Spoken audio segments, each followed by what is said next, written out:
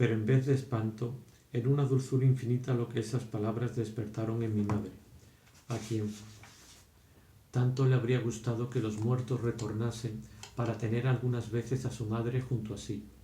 Volviendo ahora a las horas de la agonía, ¿sabe usted lo que nos han telegrafiado sus hermanas?, preguntó el abuelo a mi primo. Sí, Beethoven, eso me han dicho, es como para enmarcarlo, no me extraña. Con lo que mi pobre mujer las quería, dijo el abuelo enjugándose una lágrima. Pero no hay que reprochárselo, están locas de atar, siempre lo he dicho.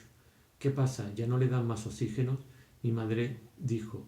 Pero entonces mamá empezará a respirar mal otra vez. El médico respondió. Oh no, el efecto del oxígeno durará todavía un buen rato. Volveremos a empezar enseguida. Yo pensaba que no se habría dicho esto en el caso de una moribunda, que si aquel efecto positivo debía durar, era que aún podía hacerse algo por su vida. El silbido del oxígeno cesó durante unos instantes, pero la queja feliz de la respiración seguía brotando, ligera, atormentada, inacabada, recomenzando sin cesar. Por momentos parecía que todo hubiese terminado. El soplo se detenía, bien por esos mismos cambios de octava que hay en la respiración de alguien que duerme, bien por una intermitencia natural, un efecto de la anestesia, el progreso de la asfixia, algún fallo del corazón. El médico volvió a tomar el pulso de la abuela, pero como si un afluente viniese a aportar su tributo a la corriente desecada, un nuevo canto se injertaba ya en la frase interrumpida, y ésta volvía a empezar en otro diapasón, con el mismo impulso inagotable. ¿Cómo excluir que, sin que la abuela tuviera siquiera conciencia de ello, tantos estados de felicidad y de ternura reprimidos por el sufrimiento no escapasen de ella ahora como esos gases más ligeros largo tiempo comprimidos? Era como si todo lo que la abuela tenía que decirnos se desahogase, que era a nosotros a quienes se dirigía con tanta prolijidad, con tanta premura, con aquella efusión. Al pie del lecho, convulsionada por todos los soplos de aquella agonía, sin llorar pero inundada de lágrimas por momentos, mi madre tenía la desolación sin pensamiento de un arbusto azotado por la lluvia y sacudido por el viento. Me hicieron secarme los ojos antes de ir a besar a la abuela. Pero si yo creía que ya no veía, dijo mi padre. Nunca se puede saber, replicó el doctor. Al contacto de mis labios, las manos de la abuela se agitaron.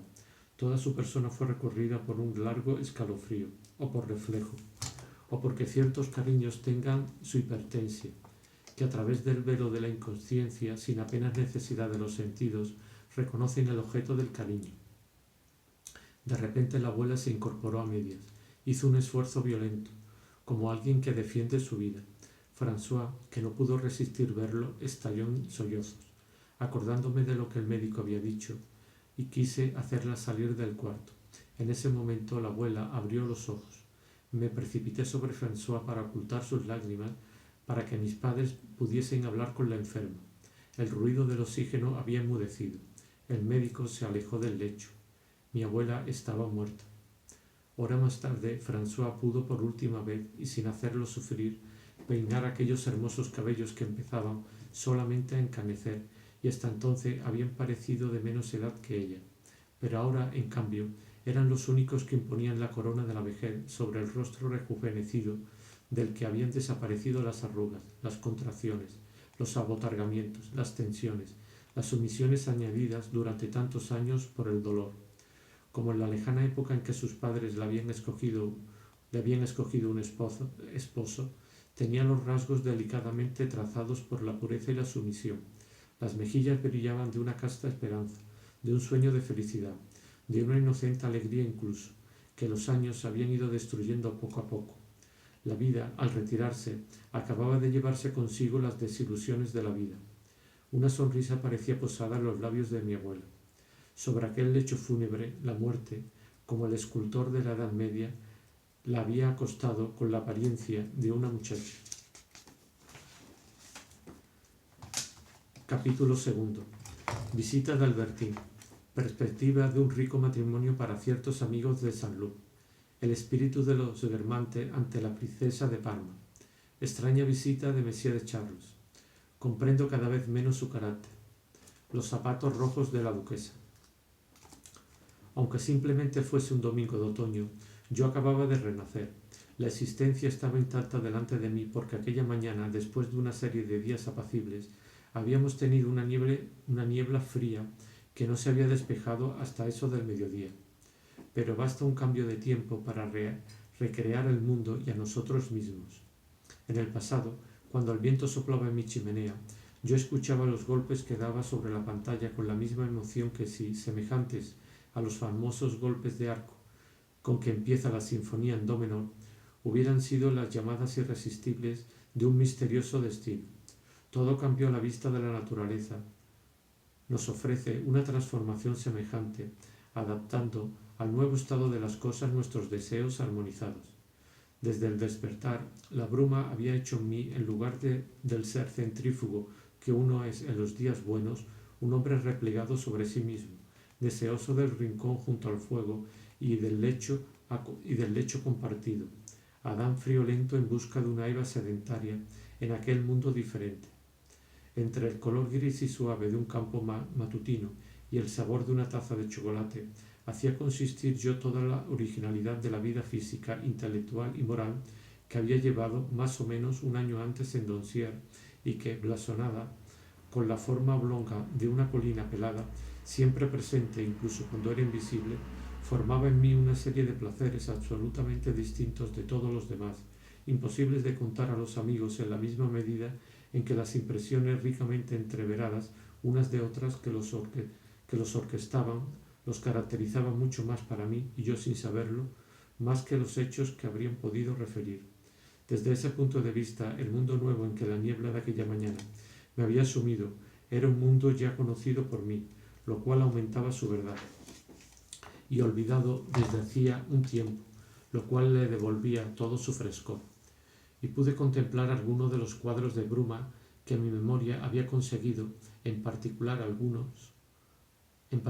algunos mañana en Doncier, el primer día en el cuartel, o en otra ocasión en un castillo vecino a donde Saint-Loup me había llevado a pasar 24 horas, desde la ventana, cuyos visillos había corrido al alba antes de volver a acostarme. En el primero un jinete, en el segundo, en la estrecha linde de un estanque y de un bosque, todo lo demás estaba engullido en la dulzura uniforme y líquida de la bruma, un cochero tratando de sacar brillo a una correa. Se me habían aparecido como esos raros personajes apenas visibles para el ojo, obligando a adaptarse a la vaguedad misteriosa de las penumbras que emergen de un fresco borroso. Era desde mi cama desde donde yo miraba esos recuerdos, porque había vuelto a acostarme en espera del momento en que, aprovechando la ausencia de mis padres, que se habían ido por unos días a Combray, contaba ir aquella misma noche a ver una pequeña obra que representaban en casa de Madame de Villeparisis. Quizás cuando hubiesen vuelto, no me habría atrevido a hacerlo. Mi madre, presa de los escrúpulos de su respeto por el recuerdo de la abuela, quería que las muestras de luto que se le tributasen fuesen hechas libre y sinceramente. No me hubiese prohibido aquella salida, la habría desaprobado. En cambio, de haberla consultado desde Combray, no me hubiese respondido con un triste haz lo que quiera, eres lo bastante mayor para saber lo que debes hacer, sino que, reprochándose haberme dejado solo en París y midiendo mi pena por la suya, habría deseado para mí distracciones que ella, desde luego, nos hubiera concedido, convencida de que mi abuela, preocupada sobre todo por mi salud y mi equilibrio nervioso, me las habría aconsejado. Desde la mañana habían encendido el nuevo calorífero de agua. Su desagradable ruido, que de vez en cuando lanzaba una especie de hipo, no tenía ninguna relación con mis recuerdos de Doncier, pero su prolongado encuentro con ellos dentro de mí aquella tarde iba a hacerle contraer tal afinidad recíproca con ellos que, cada vez que, un poco, perdida la costumbre, oyese de nuevo la calefacción central, me lo recordaría. En la casa solo estaba François. Cayendo como una lluvia fina, la luz gris tejía sin tregua transparentes redes en las que los paseantes dominicales parecían argentarse. Yo había tirado a mis pies Le Figaro, que concienzudamente mandaba comprar todos los días desde que había enviado a ese periódico un artículo que no había aparecido. A pesar de la ausencia de sol, la intensidad de la luz me indicaba que aún no estábamos más que a mitad de la tarde. Los visillos de tul de la ventana, vaporosos y friables, como no los habían estado con buen tiempo, tenían esa misma mezcla de dulzura y fragilidad que tienen las alas de libélulas y los cristales de Venecia. Me pesaba tanto más la soledad aquel domingo cuanto que por la mañana había hecho llevar una carta a Mademoiselle de Stermaria.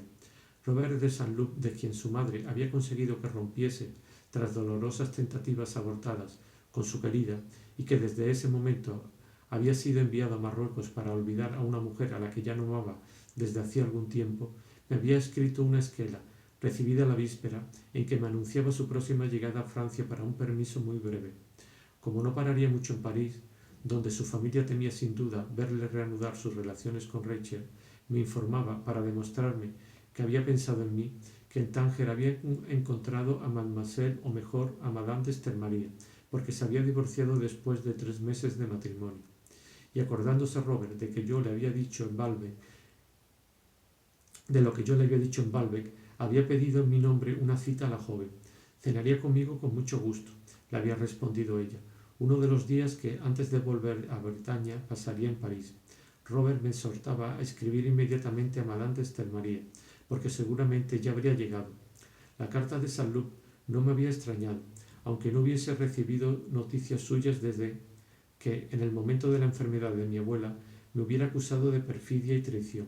Entonces yo había comprendido muy bien lo que había pasado. Rachel, a la que le gustaba excitar sus celos y que también tenía razones accesorias de resentimiento contra mí, había convencido a su amante de que yo había hecho solapadas tentativas para mantener relaciones con ellas durante la ausencia de Robert. Es probable que siguiese creyendo que era verdad, pero como había dejado de estar enamorado de ella, verdadero o no, había llegado a serle perfectamente indiferente, y lo único que contaba era nuestra amistad.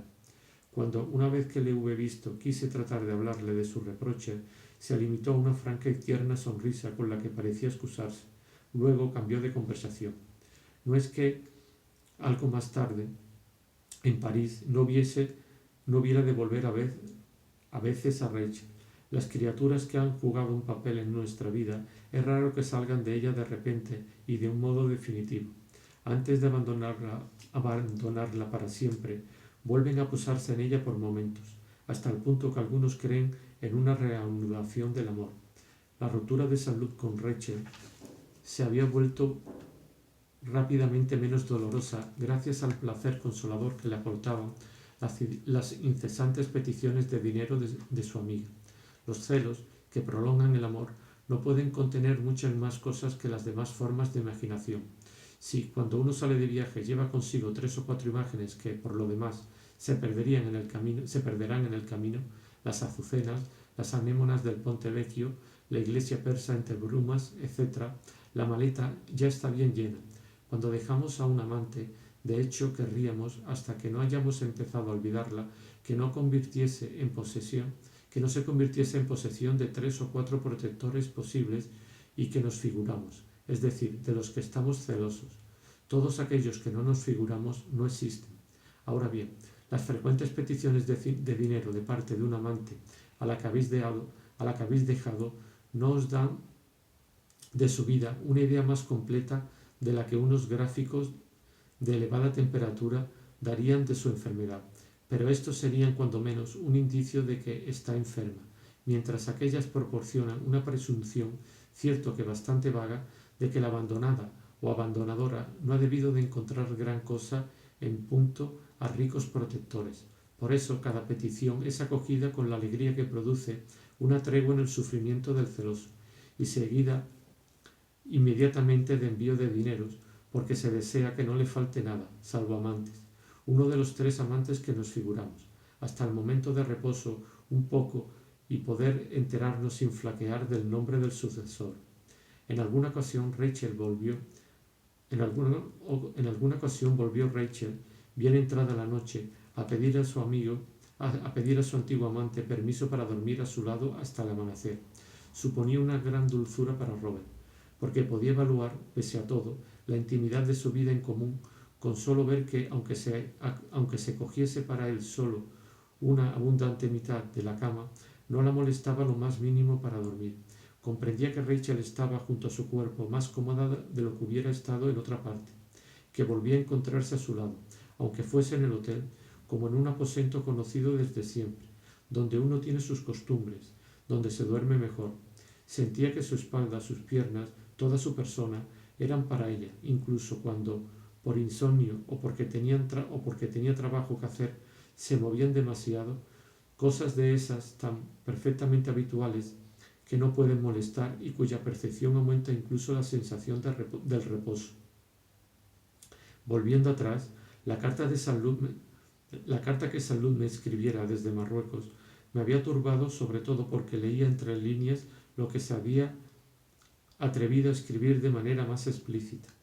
Muy bien puede invitarla a un reservado, me decía. Es una joven encantadora, de un carácter delicioso. Os entenderéis perfectamente y de antemano estoy seguro de que pasarás una velada magnífica. Como mis padres volvían al final de la semana, el sábado o el domingo, y después me vería obligado a cenar todas las noches en casa, había escrito enseguida a Madame de Stenmaria para proponerle el día que ella quisiera hasta el viernes. Se me había respondido que recibiría una carta hacia las 8 de aquella misma noche. Yo la habría alcanzado bastante deprisa si durante la tarde que me separaba de esa noche hubiese tenido la ayuda de una visita. Cuando las horas se envuelven en charlas, ya no conseguimos medirlas ni siquiera verlas, se desvanecen, y de pronto, muy lejos del punto en que el tiempo ágil y escamoteado se os había escapado, vuelve a ofrecerse a vuestra atención.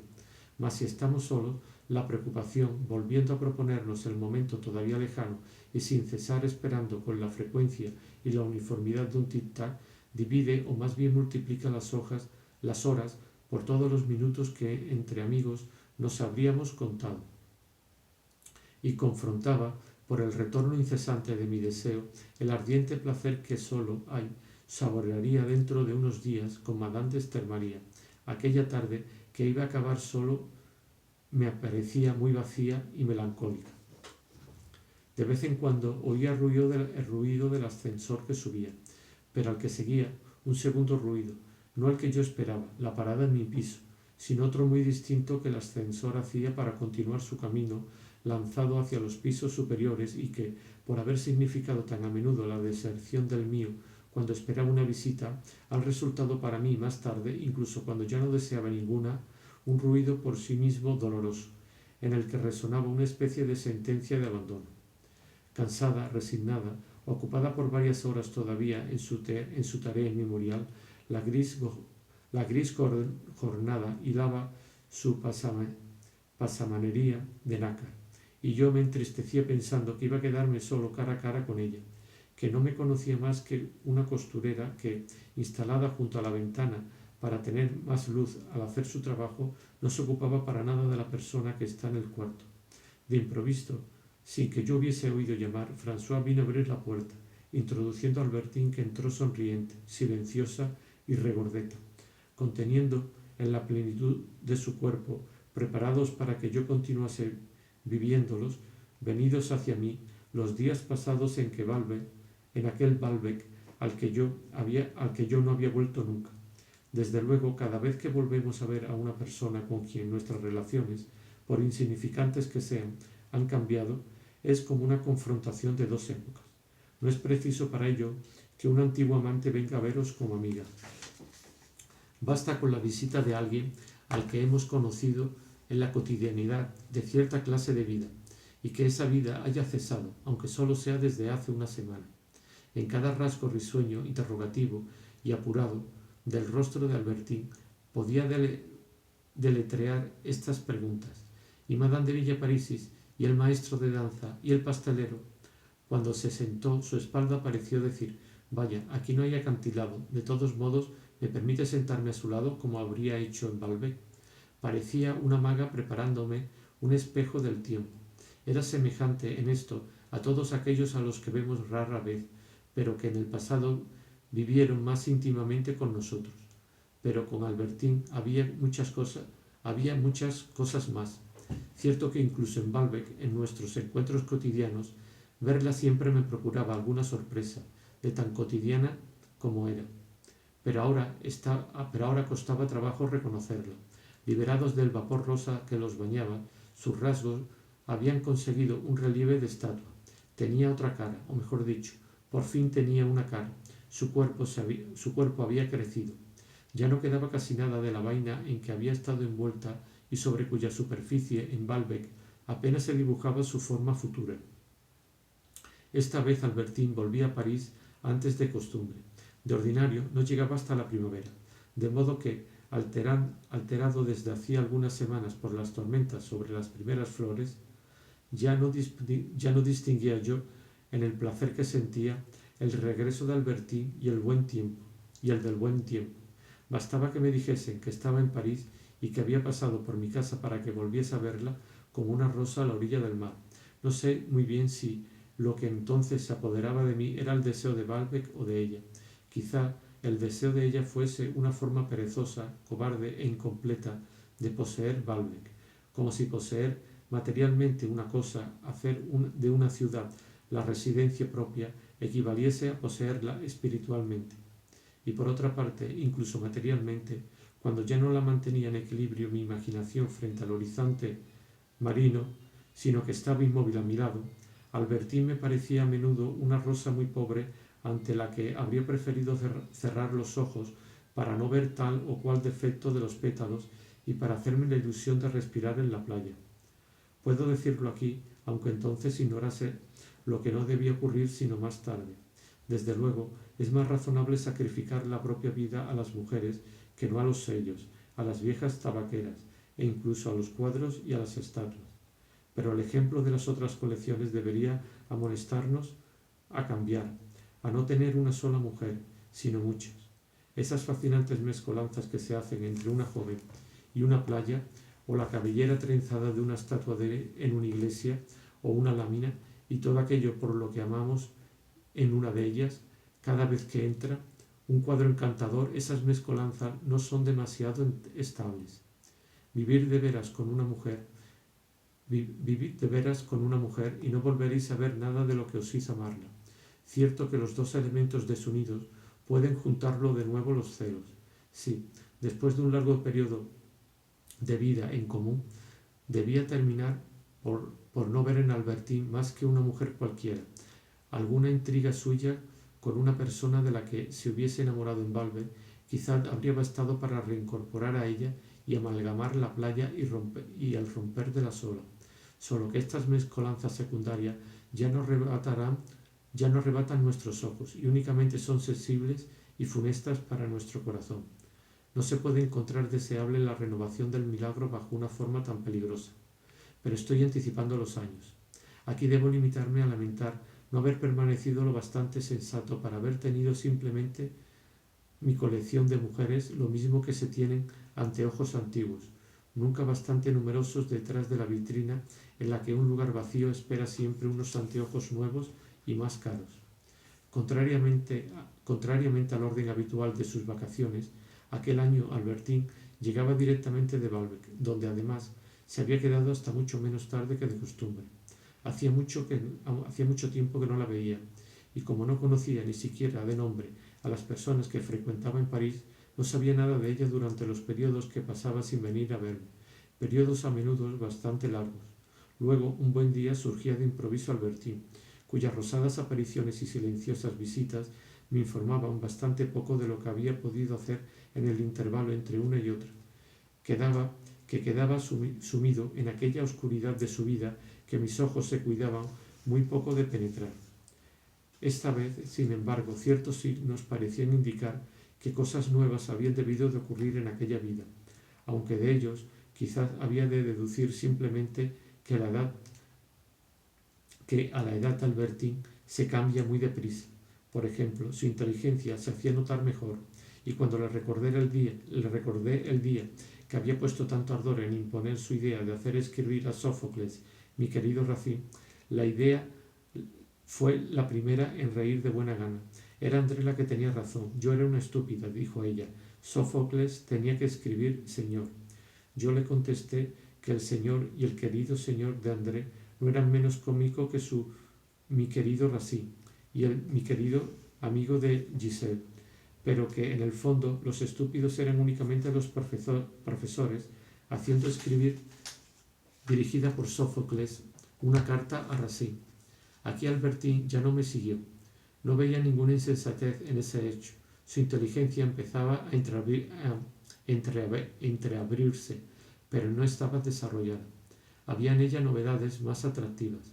En la misma graciosa muchacha que acababa de sentarse al lado de mi cama, yo percibía algo diferente, y en aquellas líneas que la mirada y los rasgos del rostro expresaban la voluntad habitual, un cambio de frente, una semiconversión, como si hubieran sido destruidas aquellas resistencias contra las que me había estrellado en Baalbek, una noche ya lejana en que ambos formábamos una pareja simétrica pero inversa al lado de la tarde actual, puesto que entonces era ella la que estaba acostada mientras yo permanecía junto a su cama.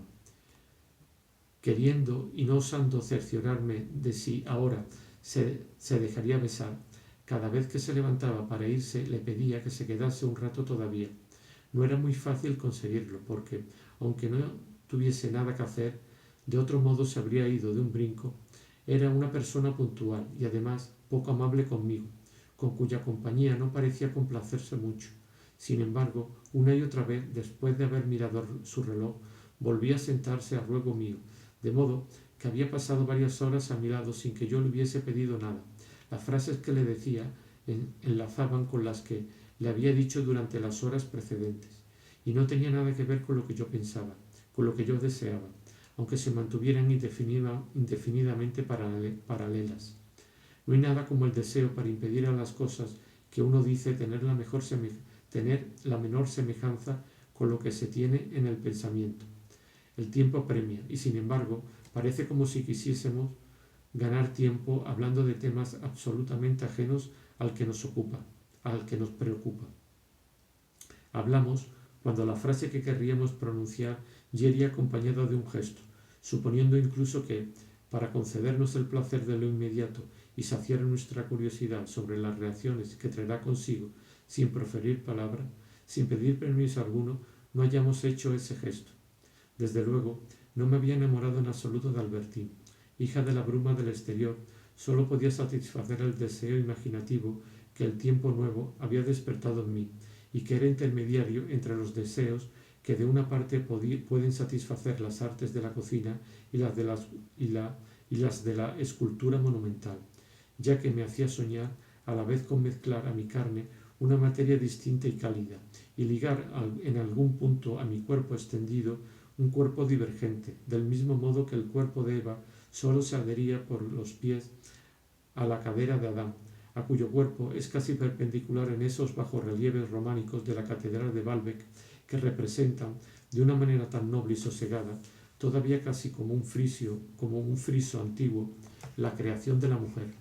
En ellos, Dios siempre va seguido como por dos ministros, de dos angelitos, en los que podemos reconocer cual esas criaturas aladas e impetuosas del estío, sorprendidas y perdonadas por el invierno, unos amorcillos de Herculano que, vivos todavía en pleno siglo XIII, arrastran su último vuelo, cansados, pero sin carecer de gracia de que de ellos puede esperarse por toda la fachada del pórtico.